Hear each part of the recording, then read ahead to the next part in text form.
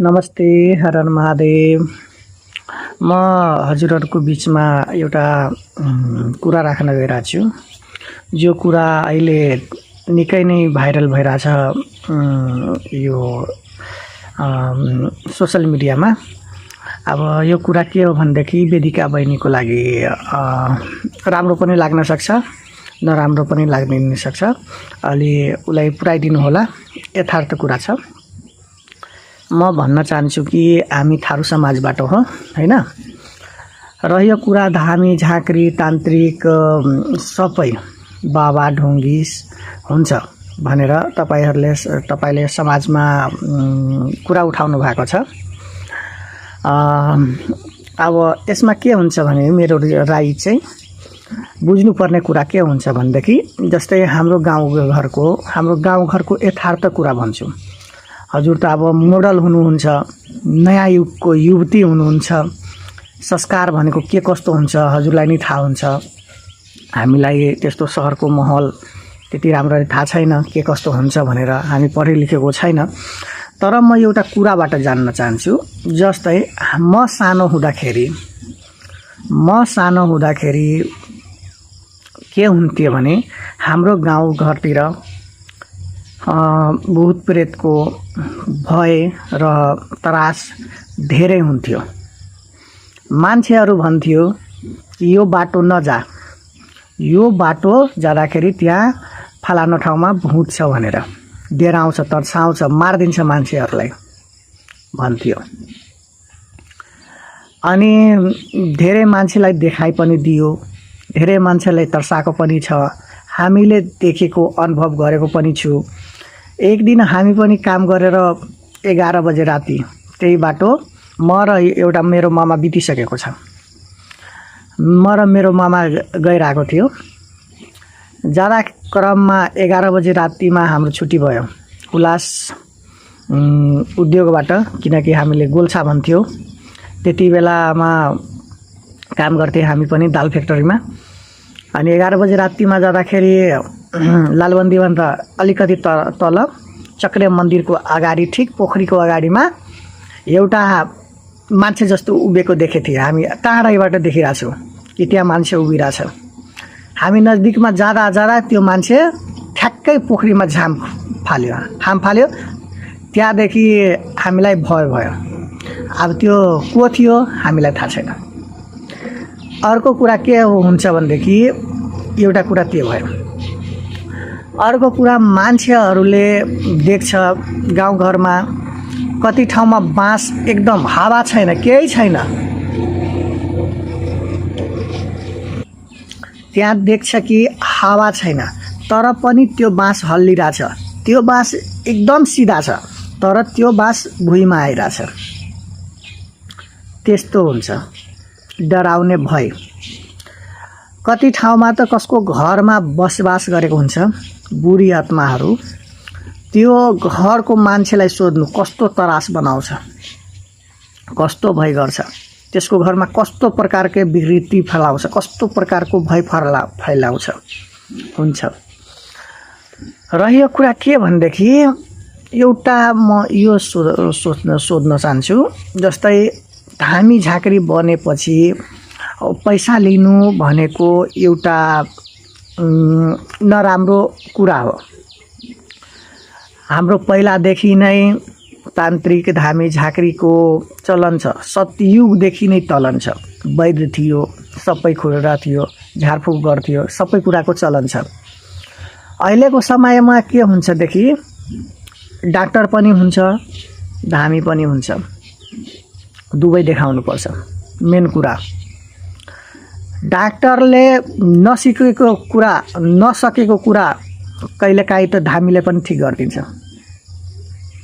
डाक्टरले नसकेको कुरा पनि कहिलेकाहीँ धामीले पनि ठिक गरिदिन्छ। जुन कुराको रोग डाक्टरबाट छ भने त्यो डाक्टरकोबाट ठिक हुन्छ। जुन कुराको रोग धामीको छ भने धामीबाट ठिक हुन्छ। इक्जाम्पल लिनु, कसैलाई भुगटी भइरहेछ, पेट दुखिरहेछ, डाक्टर कहाँ गयो, त्यसलाई जति पनि औषधि गराओस् उसको शरीरमा लाग्न दिँदैन, उसको दर्द कम हुँदैन।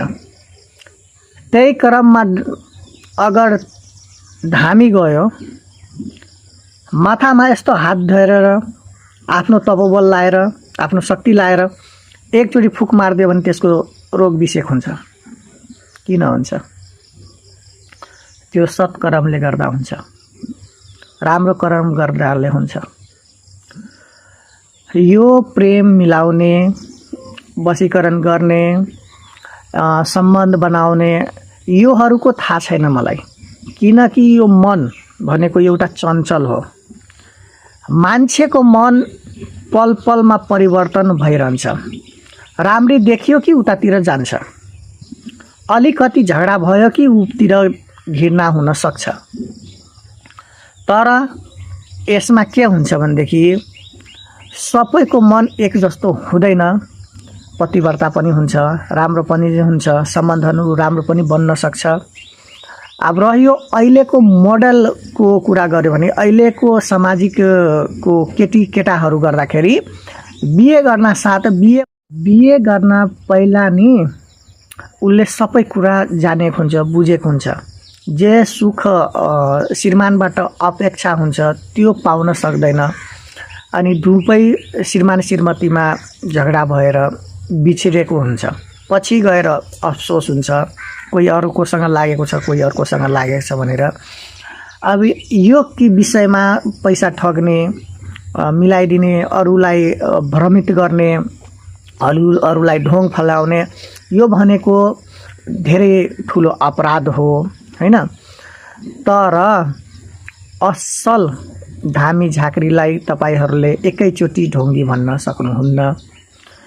संसार भनेको एउटा माया जाल हो। त्यो मायाको जालमा हजुर पनि हुनुहुन्छ, म पनि छु। यो संसारै मायाको जाल हो। भगवानले पठाएको एउटा हामी कठपुतली हो, उसकै इसारामा नाच्ने हो। हाम्रो तकदिरमा जे कुरा लेखिएको छ त्यो कुरा भएर छाड्छ। हामीले परिवर्तन गर्न सक्दैनौँ। हामीले एउटा कर्म गर्ने हो, फल उपरवालाले दिन्छ। हामीले कर्म गर्ने हो, फल उपरवालाले दिन्छ। मान्छेले सबै प्रकारबाट आफ्नो जीवन यापन गर्नु छ, जाने त त्यही बाटो हो। रह्यो कुरा कसको ध्यान कति छ, के छ, गाली गलोट गर्ने, त्यो कुरा म जान्न चाहदैन, किनकि त्यो कुरा राम्रो छैन। तपाईको भनाइले त एकदम राम्रो छ, त्यो कुरा राम्रो छैन। तान्त्रिक धामी झाँक्री भनेको सहनशीलता हुन्छ। धामी झाँक्री भनेको उसलाई यति छिटो रिस उठ्दैन, एकदम शीतलता हुन्छ। उसले एकचोटि माफ गर्छ, दुईचोटि माफ गर्छ, अरूलाई त्यो बिना आवश्यक गाली गर्दैन, बिना आवश्यक कसैलाई खाल्टो खन्दैन, बिना आवश्यक कसैलाई भन्दैन। तर उसलाई जान मार्ने, उसलाई धम्काउने यस्तो प्रोसेसहरू गर्यो भने अनि उसलाई रिस उठ्छ, अनि उबाट कोही पनि बचाउन सक्दैन, सबै कुरा हुन्छ। रह्यो मताहरूमा, मताहरूको रिक्स भनेको यहाँ हुन्छ। आइमाईहरूको रिक्स चाहिँ यहाँ हुन्छ, हजुरको पनि रिक्स यहीँ छ। अहिले त हजुर मात्रै ठुलो हुनुहुन्छ भनेर आइरहेछ, अरू सबै बेठिक छ भनेर आइरहेछ। तर तपाईहरूले आध्यात्मिकतिर तपाईँले लाग्नु भएको छ, ध्यान योगबाट भन्नुहुन्छ कि म यस्तो छु भनेर। सबै कुरा आफ्नो नजरमा सबै कुरा राम्रो छैन भनेर भनेको छ। त्यो पनि राम्रो छ, ठिकै छ। तपाईहरूले आध्यात्मिकतिर जानुभयो, गर्नुभयो, त्यो आफ्नो आफ्नो प्रोसेस हुन्छ। तपाईले एउटा कुण्डली चक्र खोल्नको लागि तपाईले वर्षौं लाग्छ भने मताहरूको भक्ति भजन पूजा पाठ गर्नाले त्यो हामीले 7 दिनमा पाउन सक्छौं, 5 दिनमा पाउन सक्छौं त्यो ऊर्जा। त्यही भएर हामीले देवी देवता मताहरूलाई पूज्ने गर्छौं।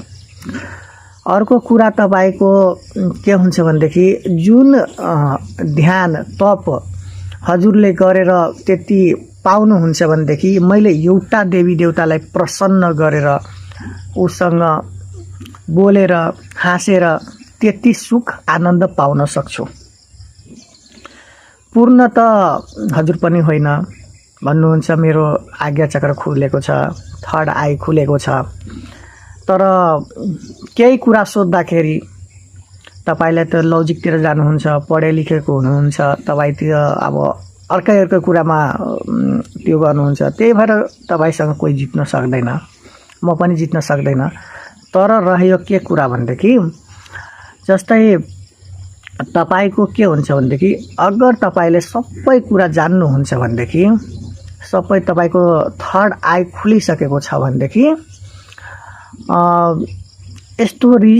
यस्तो कुरा मान्छेलाई त्यो शोभा दिँदैन।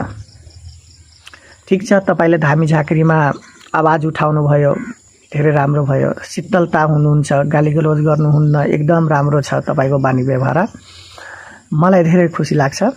तर रह्यो कुरा के भनेदेखि यसमा सबै प्रकारको मान्छेहरू छ, कोही राम्रो पनि छ, कोही नराम्रो पनि छ, र त्यसमा सबैले जोग्नु पर्ने हुन्छ, गर्नुपर्ने हुन्छ। यो संसारमा भूत प्रेत भनेको, दुख भनेको छ, सबै कुरा छ संसारमा, भगवान पनि छ, भूत पनि छ, अनि दुख पनि छ। तर मान्छेले पटक पटक ठोकर खाएको, सबै ठाउँमा गएर दुख पाएको हुन्छ, अनि कुद्छ धामी झाँक्रीमा। कति आफ्नो तपस्या, ध्यान, ऊर्जा, शमशान, गुफा बसेर सिद्धि गरेको हुन्छ, कतिले हावामा काम गरेको हुन्छ, हवाईमा न केही सिद्धि हुन्छ न केही हुन्छ। तर यिनीहरूको पर्दाफास गर्नु जरुरी छ, र धेरै मान्छेको चरित्रहीन हुन्छ, त्यसलाई पनि सुधार्न जरुरी छ। त्यस अनुसारले तपाईँ राम्रो पनि हुनुहुन्छ, नराम्रो पनि हुनुहुन्छ, सबैको नजरमा आफू पनि बस्नु, अरूलाई पनि त्यो गर्नु, सबैको हितको बारेमा सोच्नु, किनकि यो संसारमा सबैलाई दुखी पारेर, सबैलाई तंग गरेर अगाडि बढ्न सक्दैन, किनकि सबैलाई सम्टेर, सबैलाई मिलाएर, सबैसँग मिलेर अगाडि बढ्न सकिन्छ। अब मनुष्यको जीवन हो, कुन घडी समाप्त हुन्छ, कहिले हाम्रो समय पुग्छ, केही थाहा हुँदैन। कति सत्य पनि होला, कति असत्य पनि होला, यो कुरामा ध्यान दिनुपर्ने हुन्छ।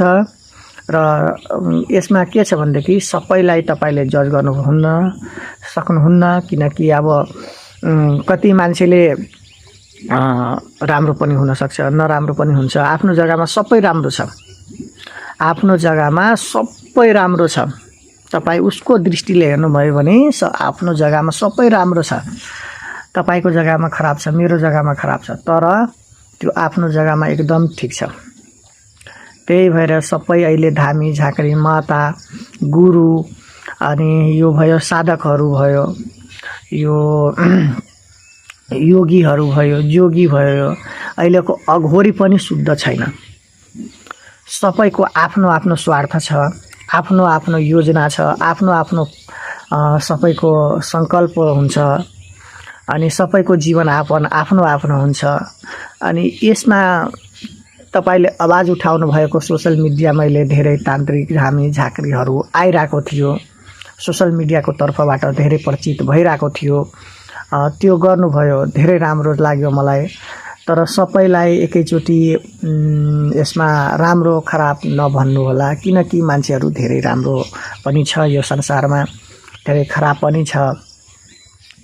त्यही भएर म यति भन्न चाहन्छु, हजुरको मेरो कुरा मन पर्छ भने एकचोटी मेरो भिडियोमा कमेन्ट गरिदिनु होला, अनि के राय छ भनिदिनु होला। हर हर महादेव।